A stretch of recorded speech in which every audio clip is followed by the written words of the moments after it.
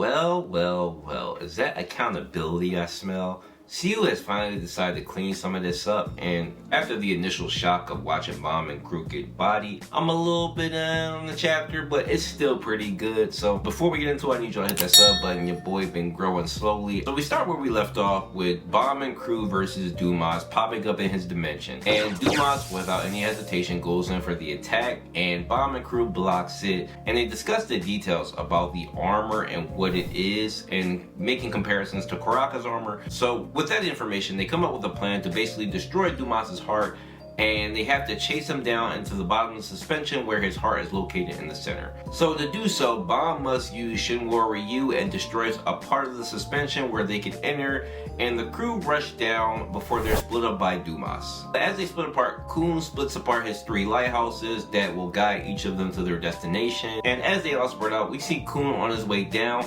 and this man gets bodied. Like, holy, I did not see this coming.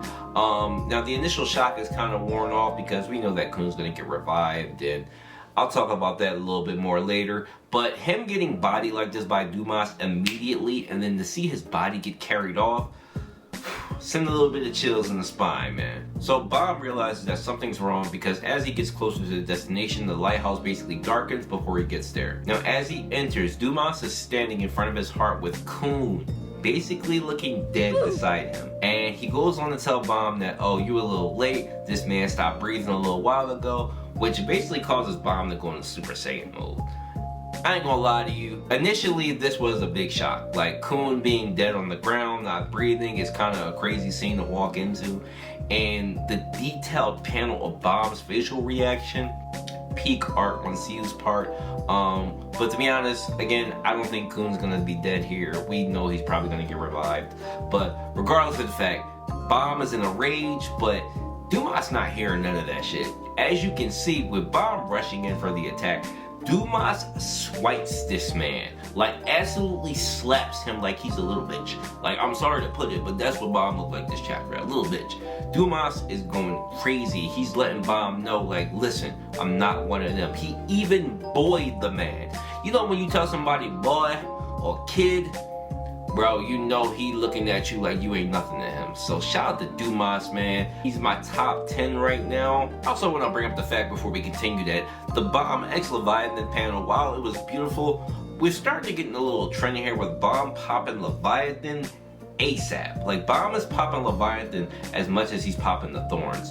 Now, this isn't Naruto where the more use of it may affect him, but I'm getting a little wary about it because Leviathan wasn't that big of a factor initially, and Bomb seems to be really comfortable with him. So we know that Leviathan is out for revenge, and he has this rage inside him, and I'm wondering if that has something to do with Bomb's mood right now. But let's continue. Bomb basically is refusing that Koon's dead. It's that initial shock, right? Like that thing where you learn that somebody's dead and you won't want to believe it. Especially, you know, we're all there too with Koon's not going to die a boring death. And as he's getting pushed back by Dumas, he gets saved by Rak, who comes in and immediately buff form. So Rak tells him, like, we can attack together and basically take him down. So Rak is stronger, and I will admit that I was wrong about Rak's development. I did not expect him to have gained more abilities from his transformation. Where I do still think that 7 years of no execution, no explanation is bad, but we are done with the Rak conversation, so you won't hear me mention it anymore. Now, while this is impressive and Rak attacks with a rock, while this is impressive and Rak is attacking with his rock-based ability, and Bomb manages to get behind him to use a wave explosion technique, it don't mean nothing, yo. Like, alright. It's one thing for Rak to be stronger. Bomb is not sweet. Like, we've seen him use wave floral explosions to put high rankers down. Dumas is standing like he don't feel it, bro. Like, he did say early in the chapter that he is the sternest, he is the stout one.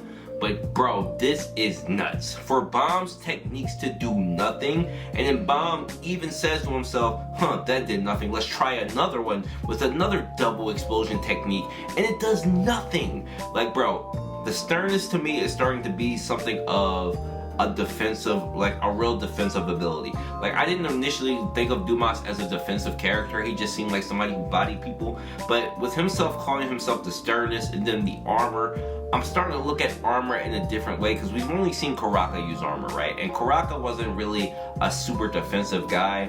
But Dumas is really showing like strength that kind of comes with it, but his defense, I think, is the most impressive thing out of this. So the difference between high rankers and regulars are really showing here. Even with Bomb being high ranker level and, you know, Rat getting a buff, it's not meaning much here. So Rat ends up getting absolutely bodied. I mean, fried gator, like, it is bad out here, okay? Dumas is able to recognize that Rat has an ancient power with him and decides not to kill him, but bro was really one step away from being a stuffed animal. But Bomb is useless here. He can't do anything to stop Rat getting bodied and put down, and his frustration is just growing. So the panels get even deeper as we see Bomb figuring out that maybe that Dragon Tiger Gate might work, and he goes in to use his own iteration, which is called Double Dragon Tiger Gate or Double Gate, but it does nothing. I mean, Dumas is blocking everything. Even blocked the Shinwar Ryu, which I skipped over. Like, Dumas is really him, bro. Like, holy. With the double gate trying to be used, Dumas actually spins Bomb. Like, spin to win, bro. Like, y'all ever played the spin game in the arcade? Like, nah, it's bad out here, okay? And the chapter ends with just that. So, we gotta start off with Dumas just neg-diffed him. Like, he just neg-diffed Bomb really, really bad. And I see in a couple different communities that people are upset that they still think Bomb's not being serious here. I don't know. Bomb seemed like he was trying pretty hard. I want to say the reason why we may have not seen the rest of the transformation is because Bomb is really like in his feelings right now. When he initially popped it, he calmed down and he popped the form. I'm gonna say that because his emotions are so high, and maybe because Leviathan is having some influence on his emotion, that he can't necessarily do it. Now, if he focuses and does it, yes, he can probably do it. But he seems to be in a very stressful mood. Obviously has more in his tool bag, right? Like, he can go deeper with more of his techniques. Some people think the pen's gonna be relevant here. I came up with a joking theory last week that the pen could be technically the creator of Dumas. Like, so we know that the pen came from Gustang, right? And that the pen has the ability to create things. Now, in the hands of Gustang, he may be able to create life with it. Now, you could say, then why would he give something like that to Tiara, something that created all the Arc Librarians? But I don't know. Tiara may be his real daughter, so he might have some trust with her, and he may have never guessed that she might have actually gave it to Bomb.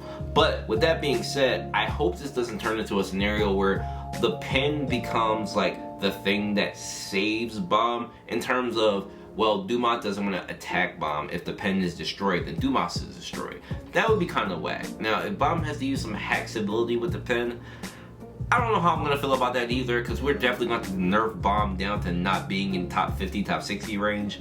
But I don't think that's gonna happen. I do think Koon's death is temporary. I think that Dumas's heartbeat is linked to Koon's death. So if Bomb uses Shinwar Ryu, which Dumas seems to think that that could possibly restart the heart, if the heartbeat comes back, I think Koon comes back, because the weird spell transition and mix of his spell and the armor with Koon is gonna bring Koon back in some way. I'm telling you, I don't like the myth of it. It's kind of mushy in a way, because when did all these things mesh together? But I'm not gonna make a judgment. I'll let things cook. Let CU do his thing, and hopefully we don't get a cheap revival. The reason why this chapter for me is 8.5 out of 10 is because we've seen Koon die before, and it's a pattern now. I hope this doesn't become like a thing where death becomes cheap, because you can't kill off main characters, because unless it's a significant death where, you know, maybe Koon dies to his father, then that might be it. But to be here in the dimension before the chess match and with so many things at play, nobody thinks that Koon's dead here. And that makes it cheap in a way, and especially doubly cheap where we've seen Koon basically die before. So, this is the only thing that's taking this chapter to not a 10 for me. The art was grand, okay? Fantastic. Dumas and his disrespect, fantastic. Rack, I was impressed with him.